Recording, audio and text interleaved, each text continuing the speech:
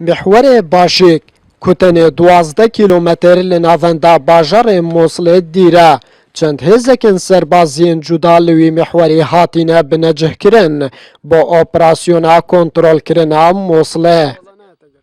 نهاج بلی لیواین پیشمرگان هزن هفته و هشتین اکتی و پارتی و هزکا ارتشا ترکیا و هزن 8 دانشتیمانی و پیشمرگین پارتا آزادیا کردستان لباشی که هاتنه بنجه کرن. أحزابي دي كي باب من عراقي يعني حشدي وطني يعني وأنا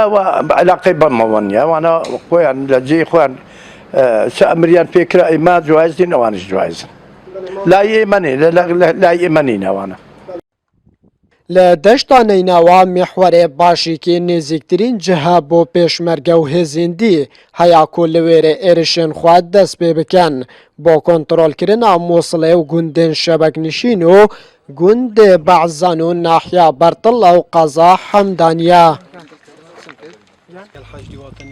اما بریاره که سرکردهاتی سیاسی کردستان او شنانه که سال 2003 و دوای کهوتنی رژیمی بعث و پیش هاتنی داعش ل 2014 لدستی هزی پیشمرگی کردستان دا و او ناوچانه هموان لسر دستی هزی پیشمرگی کردستان جاره کی تر آزاد دکرینه و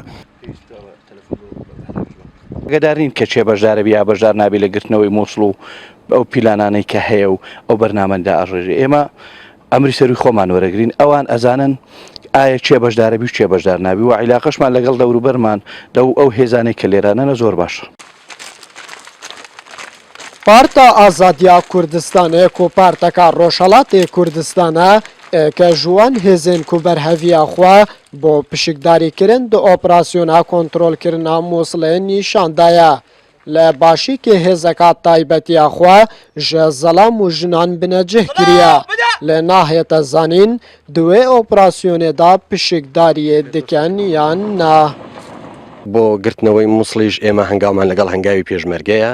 و بە پێی بڕیاری فەرماندەی گشتی هێزەکانی پێشمەرگە ئێمە لەگەڵ ئەو بڕیارە دەجوڵینەوە و هێزەکانمان ئامادەن بۆ گرتنەوەی مووسڵ و بۆ هەر شوێنێکی دیکەی کە پێویست بێت ڕزگاری بکەین.